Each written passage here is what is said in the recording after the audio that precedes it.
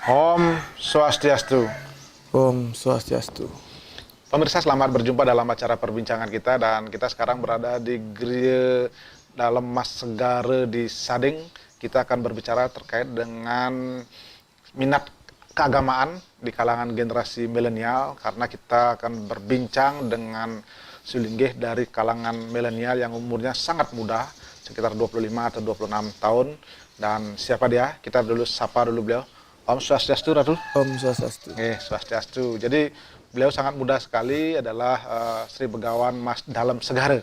Nih. Bagaimana beliau menekuni kesulinggihan ini di usia yang sangat muda, kemudian bagaimana petuah-petuahnya dan apa sesungguhnya yang harus kita lakukan sebagai anak muda dalam konsep beragama Hindu. Ratu, luar biasa nih kita yang bisa berkesempatan hadir dan berbincang dengan Ratu. Luar biasa karena Ratu kan masih sangat muda ini. Berapa usia tuh sekarang? Tiang 25 mau ke 26 jalan di tiang mungkin. 26 tahun ya? Singgih. Luar biasa. Dari umur berapa Ratu Kenten mendiksi niki? Dikso nika di tiang awal ide diksita atau ide bawati nika 23 tahun. Nah, makin sampun berjalan 3 tahunan lah tiang. 3 tahun ya. Tentu banyak orang yang bertanya-tanya nih Ki. Bagaimana seorang anak muda yang sangat produktif kala itu harus terjun menjadi sulinggih? Gimana ceritanya tuh? Kalau tiang pribadi, konsep pemahaman tiang bahwa bagaimanapun kita menjadi seorang manusia yang terlahir di dunia ini kan, pastikan akan kembali kepada Tuhan atau yang hidup asa. Selama perjalanan tiang dumun, ketika tiang SMA, tiang kuliah dan tiang jadi pengusaha nika, tiang sangat belum memahami sekali apa itu agama dumun, apa itu tradisi. Nah, maka dari nika tiang berusaha dari tiang awal nika untuk memahami nika. Kebetulan sedurung tiang pemargi nika, tiang harus ngiring. Nah, tiang kepica untuk ide betara metapak tiang ngiring pura geranya tanah kilap dong tiang. Udah lama sekali beberapa tahun lalu nika. Setelah nikah, berjalannya tiang ayah nikah, tiang mengalami banyak kegodaan, banyak pembelajaran yang membuat tiang semakin mantap untuk ke arah spiritual lagi. Kegodaan nikah sebenarnya adalah ujian kita. Semakin besar godaan nikah, pasti semakin bagus kita untuk jalan dharma kan, atau ke arah yang lebih suci lagi. Mawinan sekali punika, titiang dumun sebelum menikah, titiang pernah berjanji ketika titiang menjadi pengayah atau pengiring, bagaimana cara titiang membantu umat. Mawinan akhir sekali di generasi muda niki salah pemargi yang maksud adalah satu, tata titi laksana cara sembahyang, cara kita ngayah nika banyak sekali pemahaman yang sedikit bagi titiang pribadi niki ya, pemahaman titiang sedikit salah. Ngayah nika kan bukan hanya tentang kita ngayah di pura, ngedesin tirta, memuja Tuhan dan aturang bakti kan, tetapi bagaimana kita nika ingin eling kepada cerita karana mana ning sida raga rahayu ring marca pada niki di dunia niki. Eling kepada sesama, eling kepada Tuhan, eling kepada alam. Nah, jangan pernah buang sampah sembarangan. Saling membantu ketika ada orang lain susah, kita bantu. Dan yang terakhir kan yang dewasa layaknya. Kalau tiang sendiri pribadi, bagi tiang ngiring nikah adalah bagaimana kita membantu umat. Ketika saat dumun tiang walake, jadi mangku nikah, tiang pernah dumun punya kejadian niki, dibohongi oleh Sulinggih soal nikah. Nah, dari sana tiang berpikir dan ingin bahwa bagaimana sih sebenarnya menjadi seorang brahmana yang baik. Nah, kebetulan tiang kan warih yang Sidi Mantra, brahmana satria. Tiang belajar sekali bagaimana menjadi seorang brahmana yang sungguh-sungguh brahmana. Walaupun tiang masih banyak kekurangan karena tiang masih baru hanya 3 tahun menjalani proses ini. Berarti waktu niki ampun niki sempat dibohongi Sulinggih niki, maksudnya sampun api waktu jados masalah beban tenang, tata titi laksana upacara, masalah pewintenan dumun nika tiang sempat merasa tiang dibohongi dumun nika. Akhirnya tiang mendalami tiang sebagai tentang Sulinggih nika. Ya singkat cerita Nike, Titiang memutuskan bahwa harus mendikse bagaimana cara Tiang membantu umat yang kurang mampu. Sama seperti di grade yang mangkin ini, hampir setiap bulan Tiang selalu ada acara-acara pewintenan massal Nike gratis atau si kelasnya bayarnya ketika tidak mampu. Ketika beriatnya pun kan bagus untuk diri sendiri yatnya Nike. Karena kan konsep utama manusia di Bali adalah yatnya. Iya, iya. Nah, mungkin itu sebelum menjadi mendiksi nih, tentu kita ingin tahu kalau tidak salah cerita-cerita yang ada, Ratu sebelumnya sempat jadi seorang pengusaha, masih muda, sekolah, kemudian bahkan katanya orang tua bapak nggak ada seperti itu ya. Iya. Mungkin bisa diceritakan itu sedikit Ratu. Tiang dari kecil umur 3 tahun Nike, Tiang Nike ditinggal oleh ayah Tiang sendiri. Nah, dari kecil tinggal oleh ayah Tiang, yang membesarkan Tiang, ibu Tiang sendiri. Ya. Walaupun terkadang Tiang tidak cocok dengan ibu Tiang, tetap Tiang bagaimana cara bakti Tiang. Walaupun sudah disulingih mungkin. Bakti kepada seorang ibu kan pasti harus. Walaupun statusnya sudah berbeda. Masalah Tiang jadi pengusaha Nike sebenarnya karena dia ingin sekali bagaimana cara Tiang Nike bisa menghidupi keluarga Tiang. Menghidupi lingkungan Tiang dengan baik. Gitu. Dalam proses lingkungan Nike adalah sekeliling Tiang, bagaimana ketika Tiang membantu sesama, bagaimana cara kita bisa berguna lah untuk sekeliling lingkungan Tiang. Karena Tiang lihat sekali dan banyak sekali semeton-semeton Nike yang kurang mampu gitu. Jadi Tiang berusaha buat di sana. Contohnya Tiang bisa ke panti asuhan, Tiang bisa berbagi. Jadi, Tapi usaha tuh waktu Nike awal-awal Nike waktu masih muda Nike. Tiang punya restoran dulu. Terus dia punya kayak semacam clothingan aja, jadi jual baju gitu Tiang dulu. Itu dari SMA. Jadi kalau dibilang pengusaha, saya udah jadi SMA kelas 2, saya udah jadi pengusaha baju tadi ke. Konveksi lah ya, Pak. Terus Tiang pengusaha restoran, pernah Tiang jual beli mobil pernah juga dulu. Artinya secara ekonomi sebetulnya sudah cukup mapan waktu Nike tuh nggih. Bagi Tiang mapan Nike relatif nih. Tiang lebih suka ketika bagaimana Tiang Nike punya tapi bisa berbagi daripada punya tapi tidak bisa berbagi.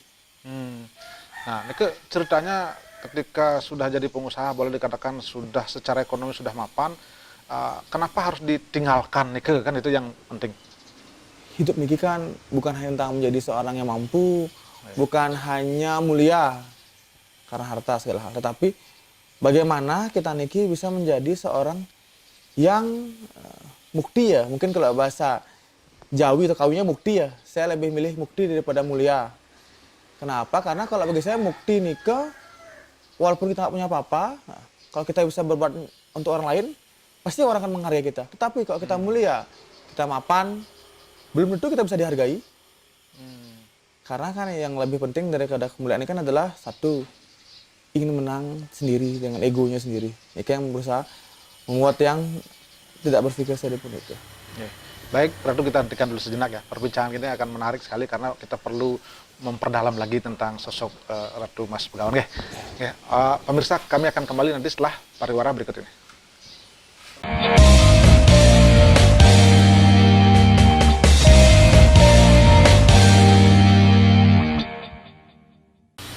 Pemirsa, masih dalam acara perbincangan kita berkaitan dengan generasi muda dalam bidang keagamaan, khususnya generasi milenial. Tadi kita sudah berbincang dengan Ratu Begawan Mas Dalem Segara, bagaimana sosok beliau yang sangat muda akhirnya terjun menjadi seorang sulinggih dengan pengalaman-pengalaman hidupnya dan apa sebetulnya yang diinginkan.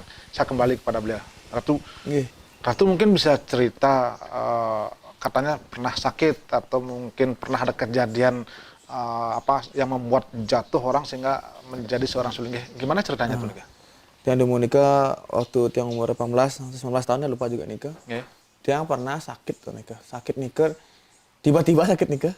Tiang waktu itu liburan Tiang, tapi sendiri Tiang Nika. Tiang di pantai, ketemu sama beberapa teman Tiang. Akhirnya Nika, Tiang dumun kan sekali Tiang mungkin uning dumun Tiang suka ke mall, suka ya seperti anak-anak muda pada umumnya lah Tiang.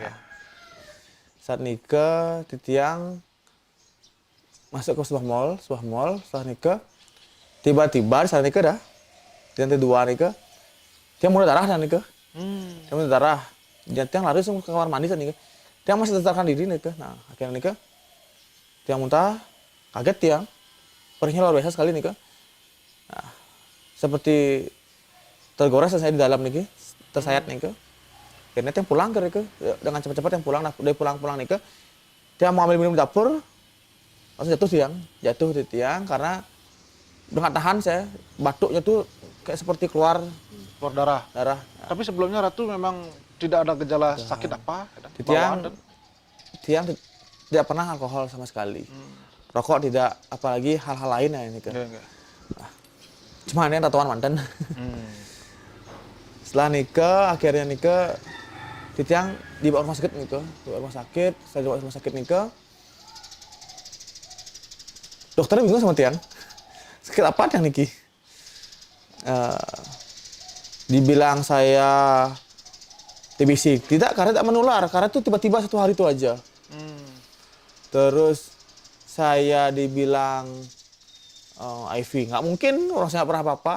Akhirnya saya cek darah semua niki. Nah, setelah nikah, dia masuk ruang isolasi. Nah, yang ingat nikah nih, waktu nikah di ruang isolasi nikah, tempat tidur yang saya mau tiduri nikah sebelum nikah, saya dapat cerita dari sebelah saya tuh nikah. Nikah ada yang meninggal. Oh, berarti di ruang isolasi itu memang ruang gawat, darurat istilahnya tuh. Ya sudah biasanya sih kok. Sudah orang meninggal. Ya calon-calon. Cuman dia nggak tahu ya karena dia jujur aja dia nggak terlalu memahami tentang kedokteran. Nggak. Tapi saat nikah, ingat sekali tiang ruangan-ruangan tiang nikah, setelah dia masuk, malamnya ada yang meninggal, besoknya lagi sebelahnya. Nah, rutin lah nikah. Perasaan waktu nikah kan berarti. Bingung, kebetulan ruangan isolasi tiang nikah, atau ya mungkin udah berubah apa tidak. Di belakang kamar mayat nikah kalau nggak salah. Oh iya, betul. Di ruang musaindah nikah Iya. Sanglah, ya. Nah, dari sana, setelah nikah, ingat sekali tiang nikah, dia mengalami banyak fase sekali nikah. Tiang belajar. Karena di ruangan isolasi nikah tidak boleh ada yang nyenguk. Iya betul. Hanya dari kaca-kaca saja nikah saat nikah. Nah, waktu itu perasaan tuh seolah-olah seperti sudah terasing gitu. Panik, ya, bingung ya saya. Cuman mungkin karena saya dari kecil nih, tiang selalu ingat dengan Gayatri, dengan menjapa Gayatri. Terusan ya, jadinya dengan cara nikah yang menenangkan. Dia ingat sekali saat nikah tanpa HP, tanpa TV saat nikah. TV ada apa ya? Saya lupa juga kayak nggak ada. Tanpa ada orang jenguk, jadi ya makan. Nikah waktu nikah ampun ibunya menjenguk waktu nikah. Kan tidak boleh jenguk nikah. Oh, tidak boleh. Dari jauh nikah. Oh. Karena ruangan nikah kan ada 2 isolasi, kalau saya atas bawah. Dulu nikah ruangan isolasi ini kita di bawah kaca. Jenguk pun dibatasi 1 orang 2 orang. Ya. Cuman ibu saya kan karena kerja sibuk. Nggak. Ya ada yang maklumi mainan. Jadi semua apa-apa saya sendiri dulu. Nah, hari terakhir itu dah hari ke-8 apa hari ke-9 saya lupa juga saat nikah. Di tiang nikah tiba-tiba nikah penahan total nikah, malam total nikah udah nggak kuat yang jatuh tiang nikah. Udah kuat nikah karena kedinginan, karena Dan karena pendarahan nikah muntah tiang. terus. Wah, di tangkas saya nikah kayak ada yang nekek sehat nikah keluar terus nikah. Hidung tiang lemas tiang jatuh, tiang mau manggil kan biasanya kalau salah di kiri saya, di sisi saya tuh tombol makin susah kan. Nah, nikah jatuh duluan tiang, jatuh duluan.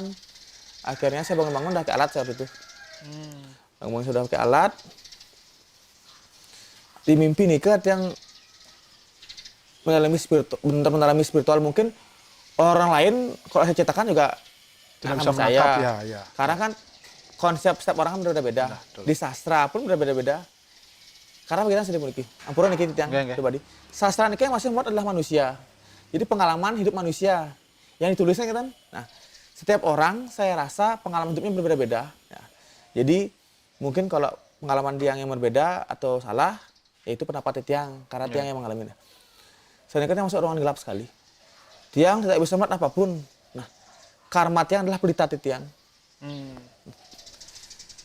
Saya lihat kanan kiri kosong, tapi setiap jalan selalu ada sebuah tangisan, selalu ada sebuah seorang yang contohnya kayak dia kakek meninggal normal, ada yang meninggal dia kebingungan di sana nikah karena gelap total nikah. Kita tidak bisa melihat apapun di sana Itu nikah. pengalaman spiritual Ratu waktu nikah hari itu terakhir tuh nggak? Ya, tapi saya ngerasa saat itu jauh sekali lama sekali saya. Artinya masuk ke dunia lain setelah kira-kira nggak? Ya.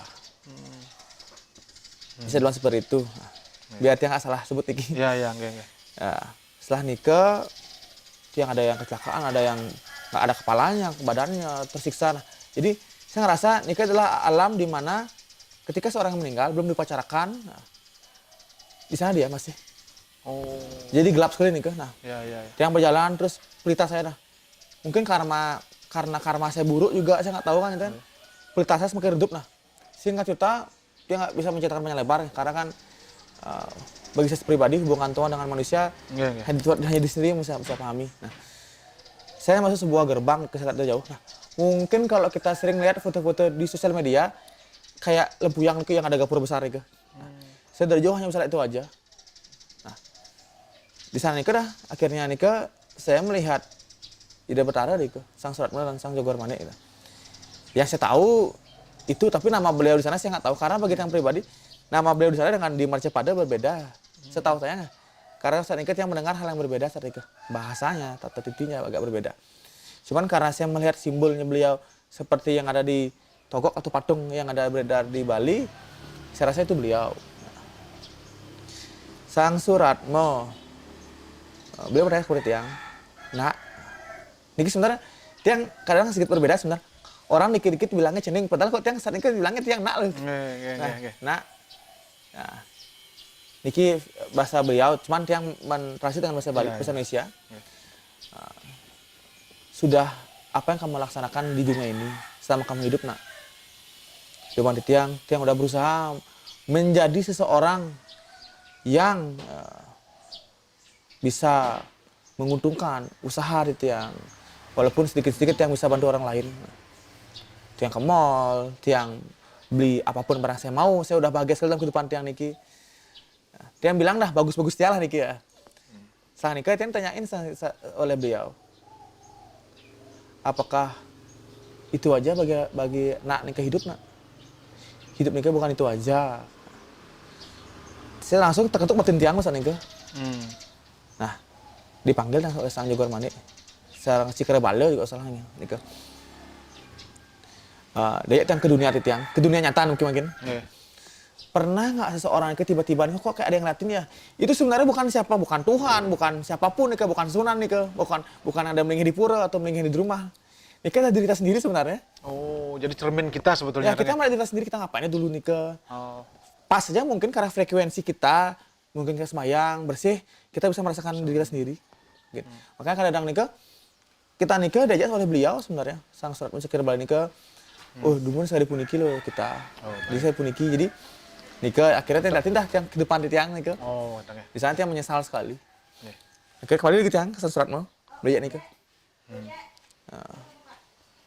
Dia minta tolong gitu. Tiang nggak tahu siapa beliau karena jujur mantan saat nikah di tiang tidak tahu ide nikah siapa karena tiang awam sekali. Yang dia tahu hanya Gayatri.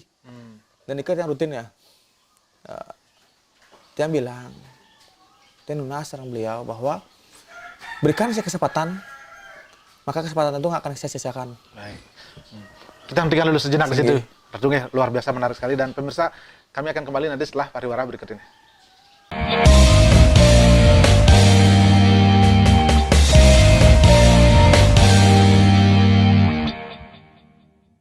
Pemirsa masih dalam acara perbincangan kita bersama Sri Begawan Mas Dalem Segara. Tadi sudah bercerita bagaimana pengalaman spiritualnya dan menarik sekali.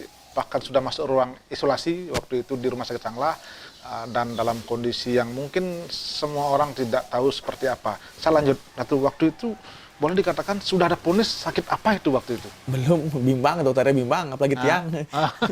Dengan pengalaman yang tadi itu berarti sembuh atau memang gimana jadinya? Saya bangun akhirnya nikah. Setelah bangun nikah seperti tadi yang saya ceritakan. Akhirnya bangun nikah, sadar nikah. Besoknya saya udah pulih total, akhirnya pulang. Oh, gitu pulih. Besoknya lusanya yang pulang udah. Sempat bicara sama dokter bahwa saya mau pulang gitu karena iya, saya minta tolong, saya udah kondisi saya udah bayan, ya saya mau pulang aja dah. Terakhir udah nanya waktu nikah itu sakit apa tiang niki Dan udah dikasih hasil diagnosisnya? Bingung, dokternya bingung apalagi tiang yang jawabnya. Ya dokternya kan cuma bilang ini kecapean, ya mungkin bahasa dokter seperti itu. Cuman sisi positifnya adalah saat saya sakit nikah adalah masa-masa perenungan tiang. Karena begitu saya dipuniki, kualitas seseorang nikah ditentukan dari pengalamannya dia. Nikah sangat erat sekali nikah. mana kualitas seseorang dan mana yang hanya sekedar saja. Ya, artinya kalau Ratu tadi sempat anggap berdiskusi dengan diri sendiri sesungguhnya, berarti apa yang bisa dicermati? Artinya kita memang harus menilai kita sejauh mana kita melangkah dan kemudian apa yang belum, Ya, kan mungkin itu. bagaimana kita nikah mau menyadari baik buruk kita, mau kita belajar kepada diri sendiri dulu dan kepada orang lain bahwa hidup niki butuh sangat-sangat belajar dan waktu itu masih panjang sekali. Dan sekalipun nikah, yang selalu menjak semeton Bali, terutama generasi Bali niki, Ya. Mang Daning Side jika menjadi seorang pengayah nikah benar-benar menjadi seorang pengayah, Yang tulus itu, tulus dan ikhlas. benar-benar memahami diri sendiri dan beliau dan tujuannya. Terus jika tidak ada yang ayah pun, niki untuk seorang laki yang pada umumnya biasa normal tanpa ngiring dan lain-lain hal, mengharapkan lebih link kepada Betara Guru, kepada Sunan gitu. Benar, beliau nikah ada di mana-mana. Tetapi di Bali ini kita memiliki konsep, gitu.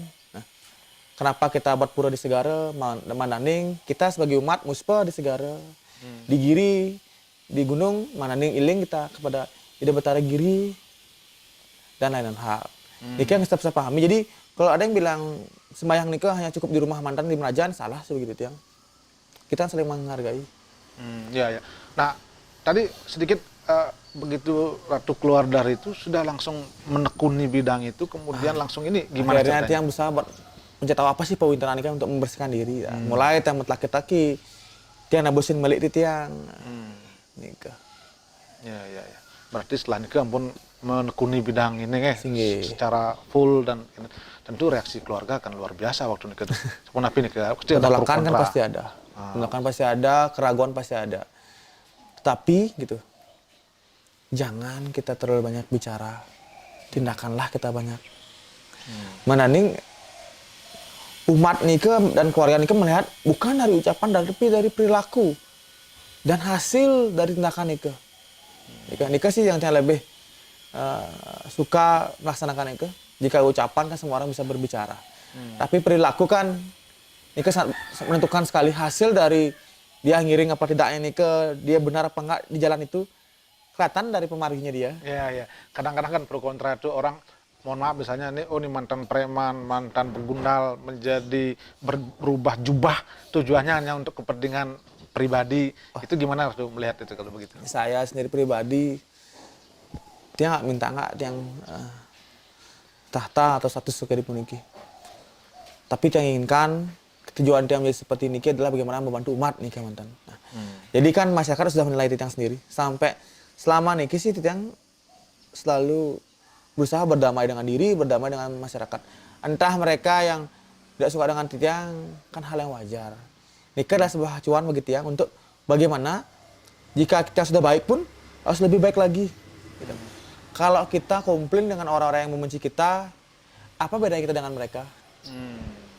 Artinya Ratu bagaimanapun juga kan harus berani meninggalkan hal-hal keduniawian, termasuk omongan-omongan negatif tuh, ya kan, tuh, ya.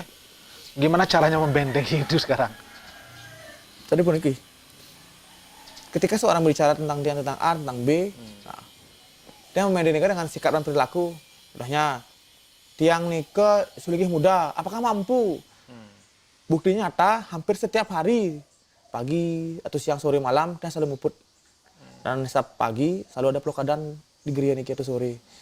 Ini kan sudah menunjukkan bahwa kualitas sulingnya dipercaya oleh masyarakat. Nah, untuk masalah keduniawian, nah, sebenarnya bagi yang pribadi, sulingih nikah sampai apapun akan masih terikat dengan keduniawian. Kenapa? Yang namanya duniawi nikah masih satu, menggunakan sarana-sarana dalam dunia niki. Kalau sudah lepas nikah sudah di hutan kita, tapi zaman makin kan tidak bisa. Artinya mungkin tidak semata di situ, ada kenikmatan-kenikmatan duniawi yang siap harus ditinggalkan kan itu tuh. Ya, satunya kan bergaul dengan lingkungan. Itu. So, tidak pasti. Apalagi anak ya. muda begitu tuh ya. Itu artinya keluarga sendiri siap untuk itu tuh ya. Total mengabdi di situ. Mau tak mau harus siap. Karena kan kita lihat kan pengalaman, mohon maaf, kemarin ada juga yang sudah jadi sulinggih kemudian harus melepaskan itu. Itu gimana itu modelnya tuh kalau begitu? Kalau yang pribadi untuk menanggapi nikah, kita yang punya perspektifnya berbeda nih kan. Iya. Karena semua orang selalu memiliki kebenarannya masing-masing itu. Ya, Benar buat saya, belum tentu benar buat mereka. Jadi Titian selalu belajar dengan diri Titian sendiri pribadi. Titian tidak ingin berkomentar tentang orang lain. Sebab Titian sendiri pun masih banyak sekali kurang. Titian selalu belajar. Ketika ada orang salah, bagaimana kesalahan itu? Coba kita pelajari agar kita tidak seperti itu. cari hikmahnya tuh ya. Nggih. Karena memang apalagi generasi muda seperti Ratu Niki kan disorot jadinya kan itu ya. Kalau betul nggak saja nggak ini, sampai kapan bertahan kan gitu tuh. Kira-kira ada yang begitu ya? Kalau ada yang bertahan pada bertahan, saya akan bertahan ketika umat saya meminta saya.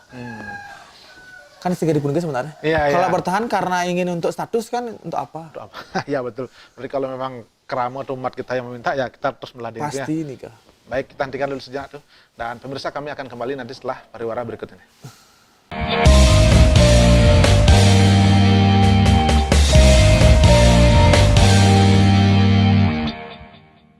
Nah, pemirsa masih dalam acara perbincangan kita berkaitan dengan tema kita bagaimana memaknai agama di kalangan generasi muda. Dan tadi Ratu Sri Begawan sudah menyatakan sesungguhnya memang kalau kita bicara soal keagamaan, kemudian jubah dan simbol-simbol, yang terpenting adalah perilaku kita di lapangan. Artinya kalau kita memang menerapkan konsep ajaran agama, masyarakat akan tetap menghormati kita. Saya kembali ke Ratu. Nah, ketika kita bicara soal agama sekarang kan luar biasa minat kita, masyarakat kita dalam konsep beriatnya, berupacara sangat gebiar seperti itu. Kalau menurut Ratu bagaimana pandangannya? Karena satu sisi juga mungkin karena kemajuan ekonomi kita yang membuat kita sangat gebiar sekali dalam melaksanakan upacara keagamaan. Kalau yang pribadi sebenarnya, dari dulu pun zaman dahulu kala, untuk upacara besar itu bisa kok nikah. Nikah yang pura nikah Titian, penangan yang pribadi. Titian lebih baik upacara besar daripada upacara sekedar. Kenapa? Kita sudah membuktikan selama niki Bali dengan upacara besar, Bali akan tetap selalu ajak dan rahayu. Ketika sekarang makin dimudahkan dan umat makin bergoyah, mulai ajaran-ajaran dari Hindu India masuk. Kita bisa pahami, kita ini kan bukan Hindu, kita nih Gama Tirta sebenarnya. Apapun yang kita laksanakan adalah Tirta. Dari tata upacara laksana Banten, semua kan dilontar semua, Depurana, tatua. Nah, nikah yang membuat itu yang berusaha sendiri untuk membedakan mana Hindu Bali atau Gama Tirta dengan Hindu India. Kalau ingin dimudahkan, pasti semua orang akan ikut jadikan Hindu India. Sebab saya dipuniki, seperti itu yang bilang, hubungan Tuhan dengan manusia kan tidak bisa diukur. Itu menyangkut rasa. Rasa. Nah, tetapi kita di sini gitu di Bali memiliki konsep yang berbeda. Tita Karana, Panca, Yatnya. Itu kita bisa pahami sebenarnya. Contoh sampel gitu. Dulur kita dumun sami, ida betara Resi Markendia. Beliau ke Bali, sebelum ke Bali pun beliau dapat apa dari India, dan beliau sangat wikan sekali kan. Semua orang tahu beliau. Tapi kenapa beliau dapat Banten untuk ke Bali? Karena di tanah Bali ini kan berbeda. Artinya budaya kita jangan tergerus karena hanya proses simpel sederhana yang itu ya. Benar Nika. Maka dari Nika, kalau kalian niki semua semeton sana sami yang pura niki, oke anak sami mau dipermudah, lihatnya Bali beberapa tahun kemudian niki, nggak akan pasti bagus. Tapi kalau misalkan kita taksu kita bagus, masih menjaga tradisi, tata laksana upacara seperti dulu, pasti bagus. Sama kita beli baju, kita beli baju murah ya, mau pakai gini juga sekedar aja. Tapi kalau kita beli baju sekali bagus, mau sampai apapun pasti bagus. Bagaimana kalau ada kesan persoalannya bahwa karena mungkin proses tata upacara keagamaan kita mungkin agak ribet, kemudian biaya besar, kemudian waktu juga sangat panjang, sehingga menurut Ratu seperti apa? Sekarang kan dua hal faktor sebenarnya. Niki bukan masalah panjang dan kerutan sebenarnya masyarakat Niki. Mereka kusyuk nggak sembahyang. Mereka kusyuk yang masa upacara Niki. Gitu. Kalau hanya ke pura megang gadget kan salah. Ya. Jadi semua Niki masalah kekusyukan sebenarnya Niki. Nah, Tuhan saja tidak pernah sampai membatasi kita karena banyak umat sampai kamu hanya segini saja nih kamu dapatnya. Tidak. Apapun yang kita inginkan dan doakan selama kita berusaha dan berdoa pasti diberikan. Kenapa kita niki sekarang niki sudah diberikan segala hal, rumah, kerjaan. Kenapa kita malas beriatnya kepada beliau? Kan ada budayatnya, dewayatnya, manusiatnya, fitriyatnya, resiyatnya. Artinya tidak betul kalau sesungguhnya upacara yannya malah makin memiskinkan keramu Kalau itu? bagi tiang pribadi tidak, ampuran iki. Ah, Sama kena di sini nggih, di tiang pribadi, di gere tiangnya. Di tiang ketika nebus beli pasti ke bangkit baktinya, kan? Kalau ada orang bilang, oh bisa dikecilkan di tempat lain, silahkan di sana. Kita ingin menjaga standar tiang. Jadi umat-umat tiang di sini, mereka sudah punya standar masing-masing mereka di sini. Dan hasil dari itu pun banding kita bedakan lah gitu. Tiang lebih condong ke kualitas daripada kuantitas. bagaimana dengan konsep kan ada niste kemudian Tetap memargi, Ah, tidak tahu pengen upacaranya apa. Banyak upacara di sini niste, tapi dengan standar yang di sini. Gitu. Jadi ya beda lah di tempat lain. oh gendang ya. Artinya sesungguhnya apa hakikinya di situ kalau menurut Ratu? Niatnya Nike adalah sama seperti tadi yang bilang, semakin kualitas kita cari, semakin bagus pasti. Sama seperti HP, dia pakai iPhone gitu. Disamain dengan merek Cina kan yang berbeda. Padahal sama-sama HP, sama-sama bisa digunakan. Iya, iya, iya. Berarti itu menyangkut tentang kualitas, rasa. Kualitas, rasa. Bukan sebenarnya kalau ada bilang karena gengsi, bagi saya di mana tak gengsinya. Toh juga ketika ada upacara juga umat lain juga nggak ada yang ngeliat terlalu banget dengan Banten. Tapi kan niatnya kita, ketulusan kita kepada beliau. Berarti itu harus menyesuaikan dengan kondisi ekonomi kita juga kan itu, oke? Kondisi ekonomi. Nah, tetapi saya dimiliki ampuran dikit yang Nah, kita selalu ingin diberikan yang terbaik oleh Tuhan. Apa salahnya kita menjadi manusia memberikan yang terbaik untuk Tuhan? kita kembalikan lagi kan hasilnya itu Ya. ya. Baik, kita hentikan dulu sejenak dan pemirsa kami akan kembali nanti setelah pariwara berikut.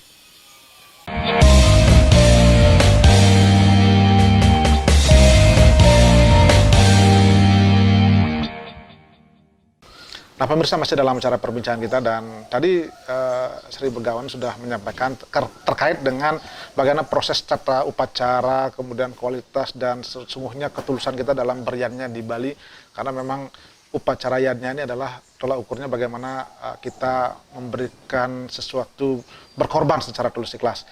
Saya kembali ke Ratu. Nah ketika kita sekarang di tengah era globalisasi, banyak pengaruh-pengaruh budaya baru yang masuk, kemudian ada budaya-budaya Bali yang mungkin boleh dikatakan tergerus, terutama dari sisi tata upacara itu. Iya. Sehingga tadi dikatakan ada yang simpel, sederhana. Ini orang banyak juga yang menerima dan siap itu loh melakukan itu. Ini menurut Ratu gimana? Iya Ibu Niki, sederhana aja. Ketika ada orang menyediakan upacara, sebenarnya bukan masalah materi sih sebenarnya Niki masalah kebutuhan sebenarnya Niki. Kebutuhannya dia banyak, akhirnya upacara sedikit ingetan. Tapi sadarkah kita sebagai manusia, kita pasti selalu meminta dengan beliau. Walaupun kita berusaha kerja keras, tapi kan semua ini kan kembali ke beliau.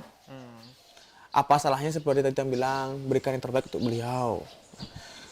Tulus ikhlas, bagi tiang pribadi adalah sebuah hal yang harus bisa kita muliakan. Seperti Tuhan kita muliakan, kita berikan yang terbaik nantinya.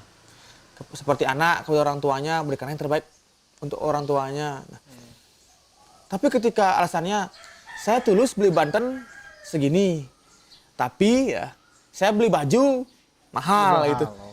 Itu letak ayatnya di mana berarti ini kan? Itu letak pemahamannya Atau mungkin agama seperti atau apa? mungkin ada juga begini tuh, ketika orang tuanya meninggal, upacaranya meriah ngaben, tapi ketika masih hidup tidak semeriah itu diberikan itu mungkin itu bisa jadi perbandingan kira-kira. Sebenarnya saya Niki. Ah, Tiang selalu berpikir bahwa dari segala sudut pandang Niki nih. oke. Seandainya kita dari ketika kita punya orang tua, kita pernah kasih apa-apa orang tua kita. Apa salahnya kita terakhir kali kita berikan yang terbaik untuk orang tua kita? Gitu. Karena bagi yang pribadi, ketulusan yang utama Niki adalah bagaimana kita berusaha memberikan yatnya kepada Tuhan atau kepada bakti guru Nike yang baik gitu. Kenapa saya bilang saya diberi? Karena tiang sendiri mengalami Nike. Ketika tiang melihatnya jojoran, sudah langsung Niki swece yang widi yang diberikan rezeki kembali. Niki adalah iya, iya. hubungan erat Niki. Artinya percaya dan tidak percaya sudah kembali lagi, Kembali gitu ya, lagi. karena kalau kita tulus gitu tuh ya. Kalau melihat antusiasme generasi muda sekarang gimana tuh terkait dengan proses keagamaan, karena di mana-mana sekarang setiap upacara banyak sekali anak muda kita tampil hadir gitu. Saya sangat bersyukur sekali kepada generasi Bali Niki. Karena generasi Bali Niki sekarang Niki sudah semakin eling kuat tradisinya. Contohnya Yang kecil-kecil sudah bisa ngigel rangdong, ngigel tari. Sudah mulai bagus sekali niki. Ada lomba-lomba baca sastra Bali dan lain hal. Saya sangat support sekali, terutama di Pura. Saya sangat senang sekali kepada generasi muda Mangkin. Dan saya bangga ya jadi anak Bali Mangkin ini. Bahwa generasi okoket yang anak sami ini ke sampun benar-benar luar biasa sekali ke Pura Tangkil. Walaupun masih ada yang ke Pura ini karena sebuah alasan gitu nih. Ya. Tapi apa salahnya kita berpikir positif? Artinya antusiasmenya itu kita berikan apresiasi kan itu ya. Benar. Ah, Niki saya dipu niki. Itu yang pernah baca sebuah bacaan niki. Nah, niki sebuah sudengnya juga membuat teks sekali niki. Sekarang banyak sekali seorang niki lebih banyak selfie daripada sembahyang duluan. Kenapa kita bisa berbicara seperti itu kepada orang lain? Kenapa kita, terutama sulingnya sampai berpikir buruk kepada orang lain? oh, ya. Pada dasarnya kan seorang selfie secara tidak langsung nih King dia ngajin ke pura. Orang pasti kan tertarik. Iya. Pura yang kita nggak tahu, kita jadi tahu. Oh, di mana itu pura itu? Oh, bagus sekali pemandangannya. Walaupun hanya sekedar lihat pemandangan Iya. dulu, setelah itu kan sembahyang tuh ya. Benar. Ah, Terus juga orang yang ke pura, kenapa saya nggak ya? Batin pasti akan bertanya, Iya. kenapa mereka iya, saya tidak. Jadi kalau ada orang bilang, orang selfie di pura itu salah, bagi saya itu benar. Karena sedih puniki. Kita bisa memahami modernisasi dengan westernisasi. oh iya. Modernisasi adalah cipta karya sebuah hal dari zaman. Entah mobil, HP. Artinya kita tidak bisa menghindari Nggak kemajuan bisa. zaman itu ya. Tapi westernisasi adalah tradisi. Sifat-sifat kebudayaan. Kalau kita ikut ke barat-baratan ya pikirannya seperti itu jadinya. Untuk apa seperti niki? Nah, tapi kita orang tradisional. Semua kita lakukan dengan sesana. Nah, niki yang membuat kita niki ajak. Ya. Tapi sisi lain kan ada pengaruh-pengaruh lain yang mungkin akan bisa menggerus budaya kita, adanya tradisi agama Hindu. Tapi itu gimana dari luar caranya? Bali. Ya dari luar Bali. Itu bagaimana Ratu memberikan tekat kepada generasi muda itu? Jadi begini. Satu, kita dari kecil sudah memegang teguh budaya tradisi kita. Mari kita sama-sama nikah untuk menjaga nikah, walaupun sekecil apapun. Dan yang paling utama adalah kita mengajarkan kepada anak cucu kita untuk mencintai dulu budaya kita niki. Kan? Kalau sudah mencintai pasti akan mempelajari. Ya. Kalau kita tidak pernah mengajarkan, kita hanya mengajarkan bahwa kerja dan materi, ya sampai kapanpun itu nggak akan membuat baik Bali niki. Ya balance lah, kerja butuh kita karena semua dengan materi. Ingat juga di sisi lain mengajarkan untuk mencintai budaya kita Indonesia niki juga, budaya Bali juga. Gitu. Karena yang paling terbaik adalah bagaimana kita caranya untuk mencintai budaya dan negara kita niki. Baik, terima kasih Ratu. Luar biasa, mudah-mudahan bisa memberikan pencerahan sekaligus inspirasi kepada kita umat Hindu, khusus kepada generasi muda, bagaimana kita beribadah secara tulus, yang pada muaranya adalah bagaimana meningkatkan serada bakti kita ya kepada masyarakat. Baik, terima kasih Ratu untuk kesempatannya. Dan pemirsa, demikian tadi perbincangan kami dan seluruh kerabat kerja yang bertugas mengucapkan terima kasih atas perhatian dan kebersamaan Anda, dan kami akhiri dengan Param Santi. Om Santi Santi Santi Om.